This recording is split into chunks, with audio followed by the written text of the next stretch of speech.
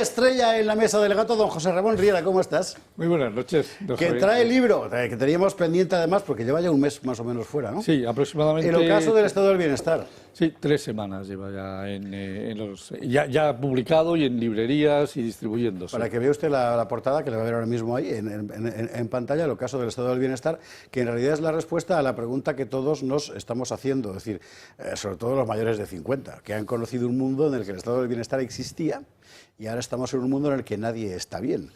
¿Y por qué? ¿Y qué ha pasado? Bueno, pues todo eso es lo que cuentas y además con profusión de cifras, datos y argumentación material, como es habitual en todo lo que tú haces. Sí, vamos a ver. El libro ha costado 2 años de trabajo intenso entre Ignacio Vasco y yo, que somos los dos autores del libro. Y aquí lo que explicamos primero es cómo hemos llegado a la situación que tenemos en estos momentos, que no era el objetivo inicial del libro. El objetivo inicial del libro era hacer un análisis del estado del bienestar y ver cómo estábamos. Lo que pasa es que al trabajar te has dado cuenta... Al hacer el análisis, viste, uy, qué color tiene la orina, sí, esto sí. Malamente. Ya. Efectivamente, porque claro, de pronto dices, vamos a ver, de datos así, es decir, grosso modo, ¿no? Bueno, ¿cómo hemos financiado el estado del bienestar? Con 1.220.000 millones de euros. Anda. Es decir, podemos sostener un estado del bienestar que en los últimos 28 años hemos necesitado 1.228.000 millones. ¿Eso no es el montante de la deuda pública, más o menos? Sí, claro, casi. Es decir, la que se ha generado en este periodo, precisamente. Pero, ojo, esto se produce creciendo los ingresos del Estado un 227%, vale, cuando el gasto público crece un 214%. Es decir, el Estado ingresa más, es decir, en porcentaje de lo que en realidad se gasta, y a pesar de todo, es decir, generamos una deuda de 1.220.000 millones de euros. Con lo cual, por eso el título del libro es El ocaso del Estado del bienestar. ¿Cuándo será el fin? El fin será el día que no podamos endeudarnos, que no podamos pagar, es decir, este tema. Y para ello, dice, ¿qué hacemos en el libro? ¿Nos quedamos simplemente con que, bueno, pues esto va a morirse el día que, no tengamos dinero? No, lo que hacemos es proponer una solución. Es decir, buscamos que deberíamos de preservar por encima de cualquier cosa en lo que nosotros hemos decidido llamar el bienestar de la economía, o sea, la economía del bienestar. Y hemos definido 7 grandes conceptos que creemos que los políticos deben de defender, es decir, a capa y espada, y son, es decir, prestaciones sociales, pensiones, sanidad, educación, fuerzas y cuerpos de seguridad del Estado, justicia y prisiones. Es decir, tenemos que tener la defensa, la vivienda y las infraestructuras viarias. Y esto decimos, oiga... Escucha. Todo eso quiere decir que en realidad los impuestos que pagamos no son para sanidad y educación, porque si tú me estás diciendo que preservando esas cosas, que es lo que todos pensamos que estamos pagando, la cosa funcionaría, eso quiere decir que nos quitan buena parte del dinero para pagar otras cosas. Efectivamente, vamos a ver. Es decir, en el último año analizado, estos 7 conceptos suman 480.000 millones de euros. Pero el gasto... 480.000 millones. Me estás dejando a cuadros. ¿Quieres decirme que lo esencial del Estado, incluido el estado del bienestar, en realidad es solo 1/3 de la deuda pública? Bueno, claro, sí, porque cada año hemos ido generando deuda pública. Sí, pero la deuda acumulada y los intereses no te van a sumar 2/3. No. O sea, tú lo que me estás diciendo es que el estado del bienestar es sostenible. Vamos a ver, la economía del bienestar es sostenible. Vale. La economía del bienestar es sostenible y te lo voy a explicar, dame 15 segundos.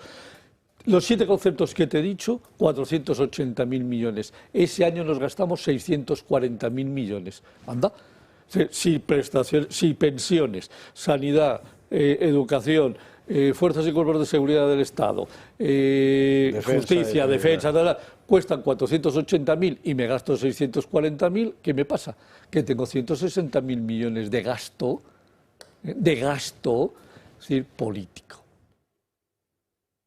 Te has quedado así. No me quedo así, lo que me quedo preguntando es quién se lo ha llevado. No, claro, esa es una buena pregunta. Entonces, fíjate en la paradoja. Pagando lo más importante de cualquier país, es decir, nos gastamos 480.000, Pero resulta que necesitamos gastar los 640.000, que eso es lo que nos provocó en ese año, que es el último que estudiamos, es decir, una deuda de 66.000, 70.000 millones de euros de deuda. Anda, si me bajase el gasto político en 70.000, me endeudaría en cero y podría todavía tener 90.000 millones extras para seguir gastando y mantendría el 100% de mi economía del bienestar. Claro, esto para conseguirlo solo hay que hacer una cosa: convencer a los políticos de que hay que reducir, es decir, el gasto público, el gasto político, es decir, como mínimo en 70.000 millones. Bien, esto no lo ha inventado Sánchez, quiero decir, esto es una práctica acumulada, inveterada desde tiempo seguramente del PSOE, ¿no? Que en su momento, por cierto, yo recuerdo que Aznar trató de enmendar y teníamos ahí la sombra ominosa de Valle, todos los que trabajábamos en la administración en aquel momento, pero digamos que hay una especie de vicio heredado, un banco pintado que ha ido pasando de gobierno en gobierno, y sospecho, a lo mejor porque soy mala persona, no sé, que tiene mucho que ver con la estructura autonómica del Estado y que es lo que está haciendo que sea imposible rectificar la deriva de la catastrófica de la economía nacional si no rectificas el sistema político. Vamos a ver, sí, lo que hay que, no hay ninguna duda, es lo que hay que conseguir es hacer eficiente el gasto público. El gasto público no es eficiente, oye, es un chorreo de dinero, que le regalamos dinero a expuertas, y esto no nos lo podemos permitir. Entonces lo que hay que hacer es un análisis muy profundo de dónde, de esos 160.000 millones de euros que lo hemos dejado para seguir avanzando en el próximo libro, es decir, ahora lo que hemos hecho es colocar la cifra, es decir, que ha pasado. Evidentemente, en la época de José María Aznar, el gasto político eran 20.000 millones. En la época de José Luis Rodríguez Zapatero, ya de 20.000 pasamos a 80.000 millones. Con el caballero Rajoy no subió mucho, 20.000. No tocó ni eso. No, ni eso. Llegó a no 100.000. Ni siquiera lo subió. Claro. Qué tío más vago. Y desde que está Sánchez hasta el 2022, que es el año en que hay las cifras públicas que tenemos, es decir, se han metido otros 60.000 millones.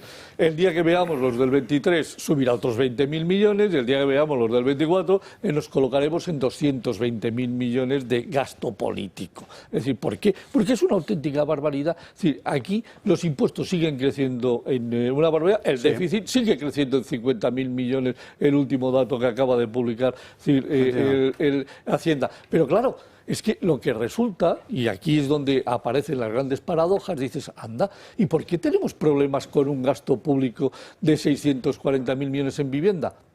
Muy sencillo, el gasto político crece un 200%, el esfuerzo dedicado a vivienda crece un 40%. ¿Por qué tenemos problemas en infraestructuras? En trenes, en autopistas, en las autovías que se nos caen y se nos despedazan. Porque, claro, el gasto político ha subido en un 200%. ¿Y por qué la dedicación a infraestructuras ha crecido un 60%? Porque ha nacido, y gracias a Dios que ha nacido, la universidad privada, porque a la pública le hemos dedicado solo un incremento del gasto del 40%, mientras que el gasto político se ha llevado un crecimiento del 200%. Y así seguimos. ¿Por qué tenemos problemas en temas de seguridad? Porque a las fuerzas y cuerpos de seguridad del Estado les hemos incrementado en estos 28 años de análisis un 100%, lo hemos multiplicado por 2, pero el gasto político lo hemos multiplicado por 3, ha crecido un 200%. Ay, amigo, y ese es el gran descubrimiento que tiene este libro, es ahora todo el mundo va a poder entender por qué tenemos un problema en vivienda, por qué tenemos un problema en infraestructuras, por qué tenemos un problema en seguridad, por qué tenemos un problema en educación, por qué tenemos un problema en sanidad. Y te pongo un ejemplo, y ya corto. A los medicamentos le dedicamos 300 euros por habitante. ¿Sabes lo que le dedica la Unión Europea a medicamentos? 500 euros. ¿Sabes lo que le dedica Alemania? 830 euros. Anda, si nos pusiéramos a homologar medicamentos como el medicamento para la leucemia infantil, que ya debería de estar, claro, seguiríamos aumentando nuestro gasto por medicamento. ¿Qué es lo que tenemos que hacer? Pues si queremos ser un país moderno, no podemos ser el país número 22 en medicamentos, en Europa, cuando somos el país número 4 en la economía. Agencia Estatal de la Sanidad Pública. Evidentemente, evidentemente. Gasto político.